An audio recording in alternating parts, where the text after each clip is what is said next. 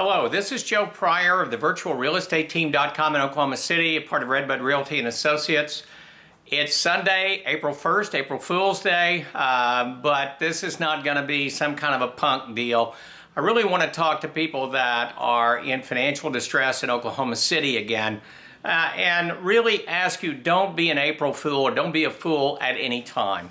Again, I'm seeing the same things over and over again on expired listings in our town. I am seeing people that have been served because they're 6 months late and they are listed on the MLS. It's gone expired.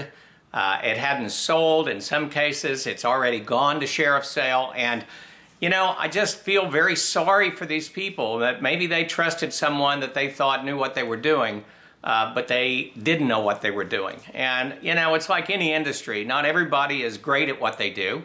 I don't care if it's lawyers, doctors, accountants, whatever it happens to be. Our industry certainly has the same problem. And also, this is an industry that more and more is going to specialty, where you have somebody you really need to hire that really pays attention to the details of a specific aspect of real estate. In this case, foreclosure avoidance. You want a realtor that has put the time and effort into this, that really knows what they're doing, because I'm seeing too many cases where they don't. Let me give you one instance today that I saw, because you get a lot of listings expired on the first day of every month. One is where people should have been a short sale, but they were not listed as a short sale. And about 95% of the time, what I'm seeing is too high prices. I mean, you know, I don't care how good you think the market is getting. You cannot sell something that's not appraisable. You cannot sell something that is so high in price that nobody's going to buy it because there's other alternatives. Now, why is this the case? Well, basically the realtors may be just pricing it according to what your mortgage balance is, and that has nothing to do with what the value of the home is. But if you are that kind of a person that is in that particular situation, and you know, number one, you need to have a realtor do an honest-to-God net sheet. It's required by the Real Estate Commission, but you need to have a realistic net sheet. If you have, say, a $125,000, $150,000 house, you need to be estimating 10 to 12% in sales costs, because you're going to be dealing with probably an FHA first-time buyer that doesn't have a whole lot of money and needs closing costs. And so all these numbers need to be put into the mix so that you know if you actually can sell your home and pay off the mortgage that you have. In so many cases here, I see that they can't pay off the mortgage, or in some cases where I'm seeing huge deficits, I'm going, maybe the realtor didn't do a net sheet that's required, but you've got to have a net sheet so you can look at real numbers. The second thing is that net sheet has to be based on realistic market expectations. One of the things that appraisers can do is they can go back 6 months. I don't recommend that.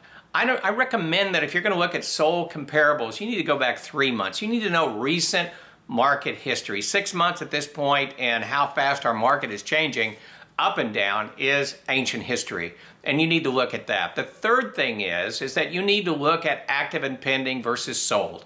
That is called absorption rate. You've got to know what the competition is. If there are a lot of houses on the market, which means that there's more than 6 months of inventory, then you can't be pricing your house high. You can't even necessarily be pricing it at the same price everybody else has if you have any kind of defects. And a short sale in that respect is an as-is sale, so it has to be priced attractively. Or any house has to be that in terms of the condition, location, to the competition. If there's 1 or 2 months, that's fine. Now, also, you really need a good sampling on absorption rate.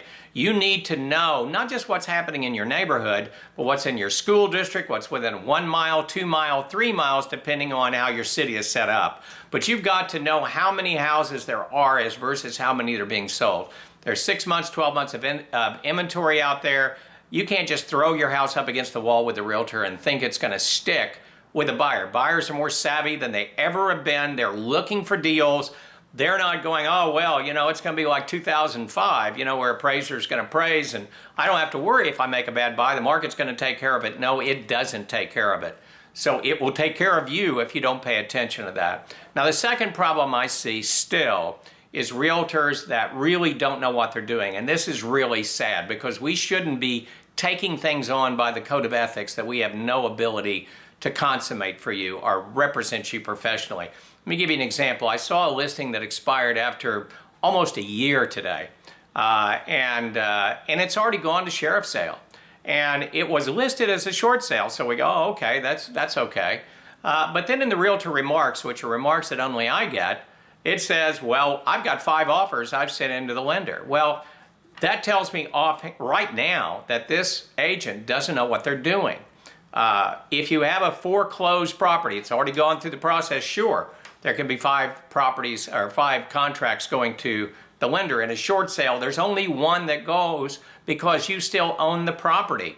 And so for her to do that, and it's with a mortgage company, it's the most difficult mortgage company to work with in the first place, that never even had an opportunity. And I'm sure she didn't follow up going how it is, because these people, when they see something like that, when they see something come in from a realtor that doesn't know what they're doing, it goes to the bottom of a stack of 500 that they're dealing with, and it will not see the light of day.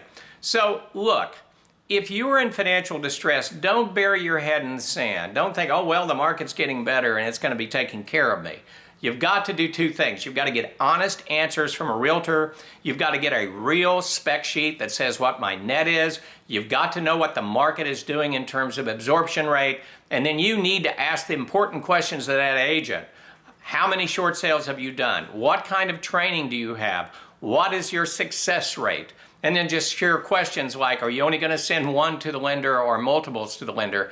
If they say multiple to the lenders, instead of 1 to the lender, just say, check please, thank you very much, I need to talk to someone else.